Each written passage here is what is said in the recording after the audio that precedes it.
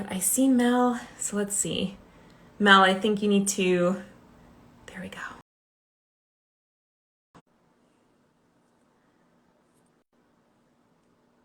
Let's see. Look out, he's on. I don't know what I'm doing. Hopefully Mel does. You do a lot of these, so I feel like you know what's up. I didn't know how to do this until literally a week ago because I'd never brought anyone on. I had never done this. And I'm like, all right, well, it's time. No better time than now to learn. That's the entrepreneur mindset. I don't know how to do it, so let's just do it. Isn't that the truth? Well, let me do a quick little intro because my audience knows who you are. If they haven't met you before, hopefully we'll have you on the podcast soon. More of my followers will know you. But Mel Abraham is one of my coaches as well as a mastermind buddy. So we spend a lot of time together, maybe to Mel's dismay, but since summer of last year. So it feels like it's been longer than that, but I guess it was summer of last year, and have just learned so much about business and money and just being an entrepreneur and successful and being able to actually have a life of success and not just money in the bank. So really excited for you guys to get to meet Mel, and he's got an amazing new podcast that just released and it's climbing the charts. So Mel, welcome to, I was going to say my podcast because I've been recording podcasts all day. Oh my God. Thank you so much. And thanks for doing this. It's so cool to be able to do this. I've been doing a lot of these, so it's been crazy. I feel it's funny. It's funny because when I was in school, I used to get in trouble for talking. Now I get to do it for a living. So Mel, I know we were talking before you jumped on about the name of this live, and you were mentioning the affluence concept because that is the name of your podcast, The Affluent Entrepreneur. And I was like, I don't know if my audience is necessarily going to know what affluence means. So is that a good place to start, to just talk about what? Yeah. And actually I do one of the episodes, if they go to the show, one of the episodes, I go deeper into this concept of what's an affluent life, because I think often a lot of people think that affluence, oh, you mean like ostentatious and pomp and circumstance. I go, nah, if they knew anything about me, there is no pomp and circumstance around me. But it's really, first off, I think that there's 4 different aspects of truly feeling affluent. And I intentionally chose the word affluence because I didn't want to just talk about wealth. I didn't want it to be a numbers thing, although numbers and money matter. And the first thing is really that an affluent life is a meaningful life. It's something that we feel like we're on purpose, with a purpose, doing a purpose, and everything. And otherwise, we end up working and spending our time to either punch a clock or make money, and it's just, there's no meaning to it, and that doesn't seem affluent to me. The second part of it is that it's an impactful life, that I know I actually mattered. I know that I made a difference. I know that things are better because I happen to be here, and I show up a certain way. The third, and this is where most people think that affluence is all about, is it needs to be a fruitful life. And so there is a money aspect to it, but it's only 1/4 of it. If you look at it, is that I want it to be fruitful. I want it to allow us to do the things we want to do, how we want to do them, in that construct. But then the fourth thing, which is really something that at the highest level, I think what we're really striving for, is a peaceful life, and truly to understand, how do I find peace in my current life as it is? And so to me, affluence has those 4 different things involved, and it's not just about wealth. Wealth is a statistic. It's commas, it's zeros, it's numbers in a bank account. And I know a lot of people that are extremely wealthy, hundreds of millions of dollars, but they're totally miserable. To me, they're not living an affluent life. They're miserable to be around. Their health sucks. Their relationships suck. Working for them is awful. I mean, it's not, there's no joy there. And from the outside, you look at them and go, they got nice cars, nice houses, they got planes. It looks like they have financial freedom, but the money's actually imprisoned them. And so, you know, they might have a nicely decorated prison cell, but it's still a prison cell. And I don't want that. Mm-hmm. Yeah, I feel like you probably spend more time with real, you know, high earners than I do. I mean, I have some people in my life, but I know that you kind of run with a little bit of a different circle than I do. And that's something that I feel like I love is as I've been building my business, as things are growing, I'm always kind of checking back in and saying, okay, why am I growing it like this? Or, you know, what is the direction we're going in? Because I personally never want to sacrifice like physical, mental, spiritual well-being for money. That doesn't mean I don't work hard. That doesn't mean I'm not like, you know, investing time and resources financially to learn how to expand my business and to make more money in the business. But I feel like something that always kind of keeps me in check a little bit is like, am I actually building a lifestyle that I want? Because the money really doesn't mean anything to me if I am working, you know, 100 hours a week and hate every day I wake up. Yeah, and you're not looking forward to it. You're sitting back on a Sunday going, oh, I gotta go to work tomorrow. And it's like, what kind of existence is that? I mean, money's a funny thing in the sense of the emotions, the demonization of it, how it's so taboo and we're not supposed to talk about it. Oh my God, you don't talk about money. I mean, wait a second. If we're not, you know, money is not, it's a piece of paper. It's a scorecard. It's whatever.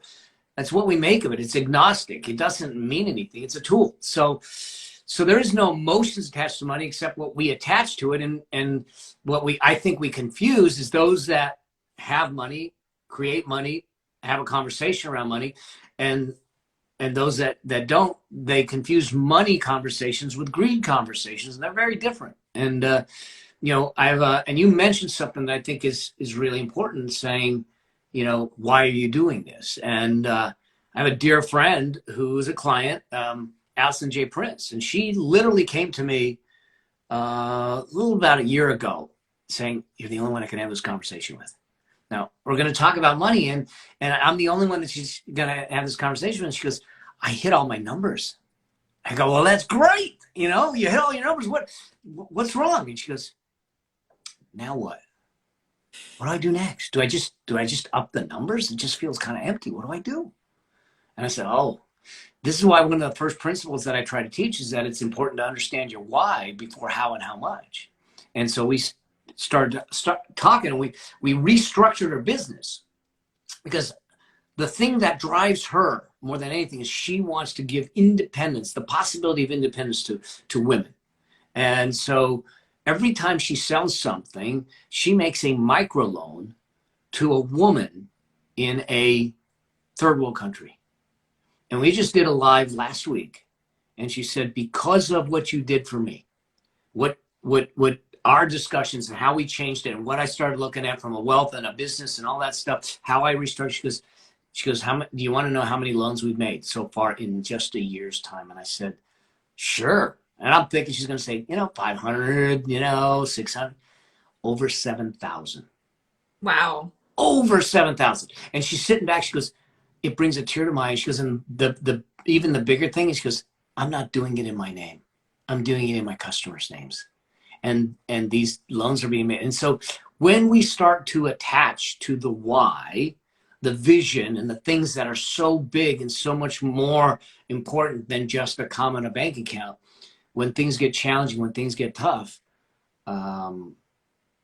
we find ourselves a pathway through it. Mm-hmm. So now I'm curious. I would love to hear, since I feel like I get the impression that the work you do is, it's almost like you don't really need to do it. Like you kind of do it because you love it. What's your why for being an entrepreneur? So it's changed, and we can talk about it, but it's changed, especially in the last 2 years. But I think for me, my why for being an entrepreneur was always, I had this nature about me early on. I remember a speaker who I knew. I was sitting in the back of the room. This was years ago. And he says, I can get Mel to do anything.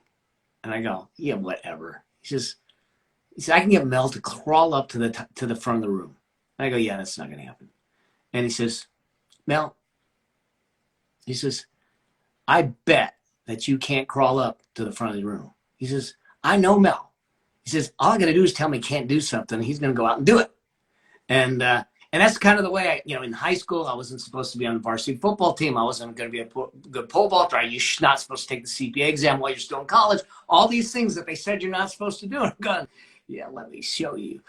So I think that was part of it. But I think the catalyst for me was actually when I was 11 years old. I fell in love with magic, and I started to learn how to do magic. And I found out, I happened to be at a magic shop one day, and that these people were getting paid to do magic. I said, wait a second, I can get paid to do something I love to do? And they go, yeah. So I started doing magic shows, half-hour magic shows for kids' birthday parties, getting paid $50 for a show back in 1972 at 11 years old. And I thought, wait a second, what a way to live, to get paid doing what you love and seeing that you're having an effect on people, a positive effect on people's lives. And that stuck with me. And so everything that I've wanted to do came from, I think, two places. One, from a place of what's possible, and two, from a place of service. How could I serve? How could I make a difference? And then recently, what's really driving this and the Affluent Entrepreneur Show and my journey right now is the cancer. I got diagnosed 2 years ago and went on a 2-year journey of cancer with 3 surgeries, 4 tumors, 33 treatments. I mean, you name it, I've been through it, and on the other side of it. But in between there, obviously, was the pandemic, and watching people settle, resolve themselves to this is all there is, and I've lost everything, and realizing it doesn't need to be that way. I fought the cancer emotionally. I fought the cancer medically. I fought the cancer physically. I fought it energetically, spiritually. I fought it on all levels, but I didn't have to fight it financially. And that's where I started to look at this and say, okay, these people we're not teaching people, anyone. It's not informal education, this idea of money and wealth building and everything, and some of it's taboo. And I said, it's wrong. And we think it's overcomplicated, and therefore I can't do it, and I'm not a numbers person. It's not. It's simple. It may not be easy, but it's simple. We just need to have the principles. And so what happened with me was this driving force, because I couldn't figure out the cancer. I'm not a smoker, not a drinker, not around chemicals. I should have never got the cancer. No one in my family's ever had cancer. And so I was searching in the past, which was a dark place to search because I wasn't finding the answer. And so it was like, what did I do? What did I do to deserve this? And it was just a horrible place to be in until I realized that the why wasn't in the past. The why was in the future. The why was something that I get to define. And so what this show gives me, what this journey gives me, the things that I'm doing today, is it allows me to give value to the cancer, to make sense of the cancer. Is that if the cancer woke me up enough to say, hey, let me help people understand how to move their money forward, how to build wealth, how to have financial liberation, because I was able to navigate this, then the cancer makes sense, the cancer has value, the cancer has meaning, and that becomes my driving force. Plus, I have a grandchild coming. Gotta have some baby shoes that you're gonna buy, right? Yeah, oh yeah. Well, the garage is already filling up. I don't even know what Stephanie's buying. There's gonna be a princess. We're gonna need to do a U-Haul to take it all down to them. Oh. She goes, I go, why are you not shipping it straight to them? She goes, I want to wrap it all. I go, all right. We're gonna do it out like one day at a time. Yeah. Actually, I heard you explain that story, but not quite that way when I was listening to some of your new episodes that just came out, just that idea that it gives the cancer meaning that you experienced. And I think it's really interesting to say, you can go into the past and say, like, why is this happening to me? Why did it happen? What did I do wrong? All of that. Or as you're saying, you can kind of look and say, well, what is this teaching me? Or how am I going to use this adversity to really, change more people's lives? And I think a lot of times a lot of entrepreneurs, I feel like, get into entrepreneurship, especially in the online, like digital business space, because they do something and they want to help others. So obviously you're not out there creating a cancer recovery program, but I do No. think you're helping entrepreneurs that they don't know what's in their future. They don't, I'm sure, you know, if we asked Mel 3 years ago, hey, do you think you're going to have this experience? You'd have been like, no. So I think just being able to prepare people for unpredictable things, especially as in entrepreneurship, so much of it is unpredictable, right? Like we do have to make a lot of choices when things path isn't straight, isn't like super clear. And I think it can be a little bit more difficult if you're worried that like, well, if I don't make the right decision, like what's going to happen to me and my family. I love that you're helping people prepare without making it this like fear mongering thing where they have to be No, terrified. I don't think that it should be fair. Look, life changes in an instant. Literally 2 weeks before that, I'm masterminding in Puerto Rico with people that are running $100 million, billion-dollar businesses.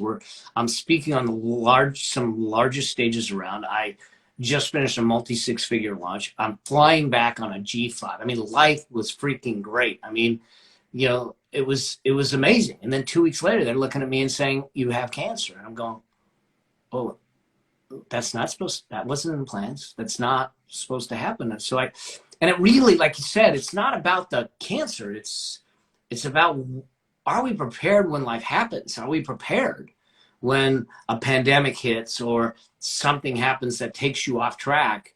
And the reality is being able to have that peace of mind, to know that you're okay, to have the clarity to be able to say, I'm going to focus on fighting what I need to fight, the most important battle right now, because I can. And that to me was a gift. Mm-hmm. Or, I mean, even if we think about like in my situation, I know my husband and I want to start a family in the next couple of years here. And I know we're making a lot of choices in the business to make that not possible, because obviously anything's possible. People had kids in much worse financial situations, but getting into a place where we can enjoy, you know, oh my gosh, how's the business going to function? Working 40, 50 hours a week. So we're kind of operating a little bit in like a, well, things are fine now, but this isn't going to work if we have kids. So we got to kind of get it in a little bit of a different shape so that future is more enjoyable. It doesn't necessarily have to be possible. It could also just be, are you able to have the lifestyle you want to have because you've built something that can actually create that for you?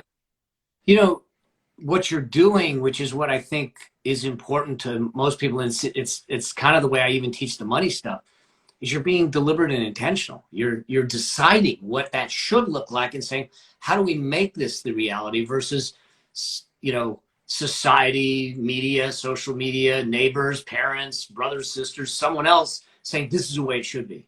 No, as long as it's legal, ethical, and moral, and you're not hurting someone else, the way it should be is the way you define it. And you guys are being intentional about it. And that's a beautiful thing to do, and to ultimately teach a child and everything, is that we have choice. I did a live from the beach. I used the live this morning in the middle of my run to get some rest. So I stopped. But it was this idea of choose again, that we have every moment the ability to choose again. And if we don't like what we have, or we don't like where we're at, choose again. You know, so it warms my heart to hear that you guys are so intentional and thinking forward and say, what would that look like? Too often we get on a current in a river, and we just go along with the flow, and then we find ourselves in a destination we didn't bargain for. Mm-hmm. So, well, I know I've been there before, especially stuff. I mean, last year was an adventure in creating a 401k at the very last minute. So it's one of those like, oh, this would have been a lot easier if I about this when Mel told me to start thinking about it, but I was so distracted. So but I want to be respectful of your time. I know you have a lot of stuff going on. If you were going to give just quick, like if somebody's just getting started with thinking about wealth and, you know, lifestyle and how they want to use the money that bringing in their business to actually fuel a lifestyle that they want, what would be like starting point quick tips that you'd want to share? I think the first thing, as always, is get clear on your why. Okay, you might want to build $1 million business, but if you don't tell me a good reason why, it's going to be a slog. It's going to be hard. So get clear on why, and then worry about how and how much. So really understanding what's the driving force behind it. So then it's a matter of understanding income-based planning. They'll look at it and say, "Oh, you're making $60,000, so let's replace $60,000." But if 60, what are you planning for? Maybe you need 70 or 100 or 120. So I get really clear, once you know your why, get really clear on what you want your lifestyle to look like. And when you understand what your lifestyle that you want it to look like, now you can put a price tag on it. Now you have a target. So if I have the why and I have the target, now we need to, most people, like I said, don't have money issues. They have behavior issues that cause money issues.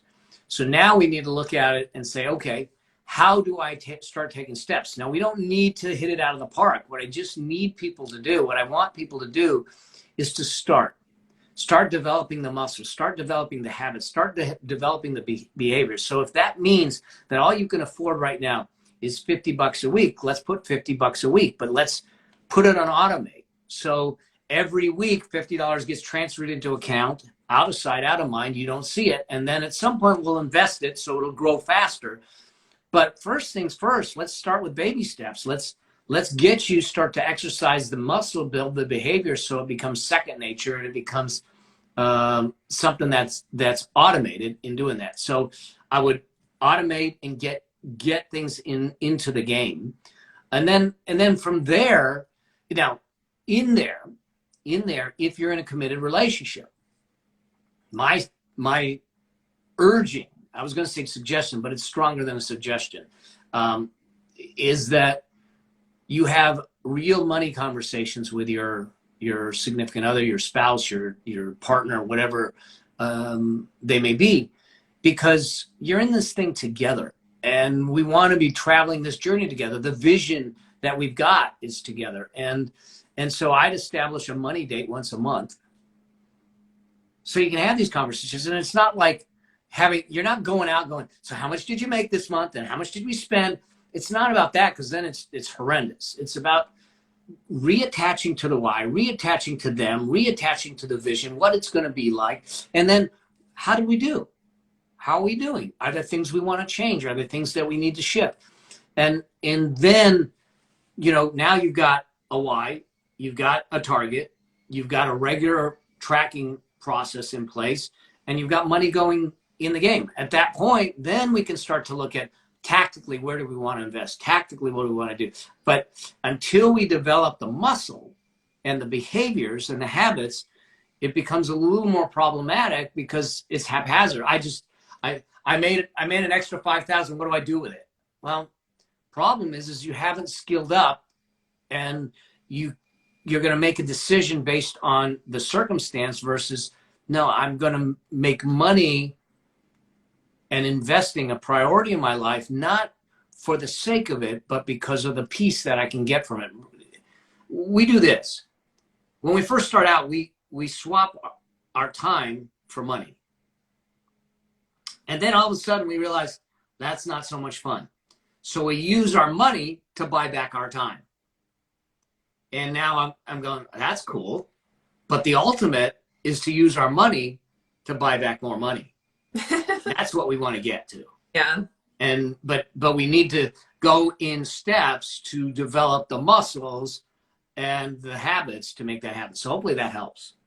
Yeah. And I think for me, a lot of what I've learned in the last couple of years is kind of plugging up the leaky bucket, right? Like, as my business has grown, it can always be a little depressing when you're like, oh, I made so much more money, but like what I got to keep didn't change, right? And that's kind of, not the most fun experience to have at the end of the year when you're looking at your tax return and you're like, wait, why does the government owe me money? Shouldn't I be like making more?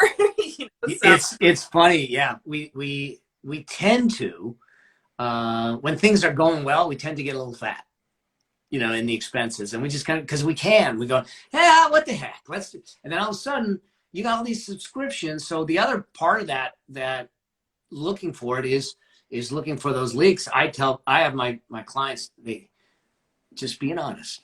A lot of them don't like this, but it's important. So get the tequila out, get the wine out, you know, whatever it is to help you through this. Get your bank statements, get your credit card statements out for the last 12 months. Go through every single one of them. I want you to mark the things that are needs and the things that are wants. Things that are needs, just so we're clear, that things that are needs are the things for your survival. It's the clothes on your back, it's the food in your gut, it's the roof over your head, it's your healthcare, it's your medical, it's that kind of stuff. It's not your Netflix, it's not your manicures, it's not your pedicures, it's not the luxury vehicles, it's not technology. I know. I'm going to be in trouble. Those are wants, which are optional. And remember I said, as long as you're intentional and aware and you make conscious choices, I'm good with it. But when you are clear on wants and needs, you then know where the possible leaks are. Mm-hmm. But it can be eye-opening. It can be eye-opening. We do it once a year. And so when I got diagnosed with cancer, I said, let's go and let's look at everything. And we started shifting some things, and most of it was stuff that we were paying for just in case we needed it. And I'm like going, well, we just spent $400 or $500 just in case we needed it, and we didn't need it. So if we need it, let's just pick it up then. Mm-hmm. You know, how many things do we have on auto ship or subscriptions that start to, and you go, oh, it's only $12, but do that 10 times, $120. $120 is $150,000 over 30 years invested properly. So you're sitting back going, $120 is no big deal, but it is. Mm-hmm. If you took that 120 or 200 and put it into an investment account over time. Yeah. Well, and I see this is something that I've definitely gone through myself, and a lot of my business coaching clients kind of have to reckon with, is when they start throwing money at problems. And I'm not saying not to invest, because obviously you and I both invest lots of money in coaching and masterminds and that kind of thing. But when they start paying for these like super expensive contractors and stuff, like, oh, just come and fix my business, like just come, build my systems for me, or like be my like amazing VA that does all the things. And not that sometimes there can be some valuable hires and contractors and that kind of thing, but I do find that as you start to make more money, it's really tempting to just like use that money, like you were saying before, to get your time back. But you end up spending all this money on stuff that you're like, is this really actually helping grow the business? Is this really the best way to spend this money? And I know over the last, year or so, I've really been working on trying to get more judicious with how I spend in my business. Because like you said, as you start to earn more, you start to get kind of loose, and you're like, I made this much this month. Of course I have this. And then you start to look at your P&L. You're like, oh, probably shouldn't have spent all that. Like, it sucks to bring in multiple 5 figures in a month and then be like, how much of that did I keep? So yeah, I feel like being able to monitor stuff going out is just as important, if not maybe more important, than constantly trying to bring more in. And in the initial stages, I think it's more important. And then when all of a sudden you have a steep growth curve, it's again important again, because that's when we start to get lazy, because we think we can, or we're moving so fast we don't want to slow down to look at it. Yeah. I feel like that hits home. I feel like I've had a pretty growth curve in the last year, and I'm like, all right, we gotta pause. Like get some stuff in place here so that this growth doesn't like break us. Because people think growth is good in business, but uncontrolled growth can kill a business. So it's controlled growth that's good. Yeah, for sure. Well, any last minute words of wisdom, Mel? Here's the deal. I guess get in the game. So you get in the game by a couple of things. 1, raise your awareness. 2, raise your skill and understanding, which means, study, which means watch my show, subscribe to my show, or others, and Alora's show, all of those things that are going to help scale you out, and then get around people that are going to level you up. Being in masterminds, being in groups, being like with the things that Laura's doing, they're huge. And when you're around the right people that are leveling you up, when you're educating yourself and skilling up, and you're increasing your awareness, things will change. They might not change quickly at first, but the compound effect of that is dramatic. Mm-hmm. Yeah, I feel like being able to see what's happening behind the scenes, because we always just see like people's front ends of their businesses, and you're like, oh, that's what they're doing. They're buying, growing this team, doing all this stuff, and then you realize like, oh, the only reason why you're able to do that is because you're 10 million a year. Like, Yeah. I don't need to operate like a 8-figure business if I'm still in the 6-figure range. So No. And there's things that you don't need, and it's so easy to look at someone and we don't see the wake behind them of what they did to get there and what they're doing now. Some of it just doesn't make sense. So, yeah. Stay in your lane. Stay in your lane. So Mel, if people want to connect with you more or learn from you more, where should they go? First, follow me on Instagram. I'd love it. And if you have any questions about money or anything, DM me, send me them, because I'm going to bring them on the show. I'm going to create, like I just had someone ask a question about when should we start talking about our kids about money. I'm going to do a whole show on that. Okay. So it's going to help guide the content in the show, and then subscribe to the show. I think that's probably and then my website, melabraham.com. And this show is called The Affluent Entrepreneur Show. It's on iTunes or it's on Spotify. And if you go there, subscribe, and then let me know what you think. Leave me a review. So I saw Laura's. She did a good job. Oh, I gotta pay it back. We got our tax return back, and I was like, oh my gosh, thank God, Mel, like, you like supported me through that whole 401k thing last year. I was like, I was so nervous what my tax bill was going to look like, because I was like, I was not like, basically we made, I think, like 50% of our revenue in halfway through Q4, and I was just like, what do I do? Help me! What do I do with this? It's funny how it's like you think money's just going to like solve all your problems, and then you get a bunch of it and you're like, what? I don't know. It's not what to do with it. So yeah. Well, anyway, thank you so much for your time, Mel. Hopefully... Oh my gosh, Laura, thank you so much for having me on, and I appreciate it, and appreciate everything you do.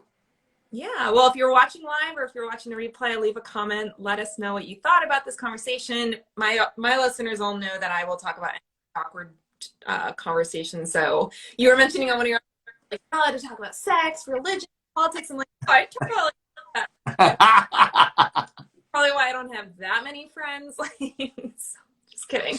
I just have amazing friends that will talk about anything, right? There you go. Awesome. Well, thanks again, Mel. Looking forward to seeing you again soon. And thanks for watching. Thank you. Talk Bye, soon. everybody.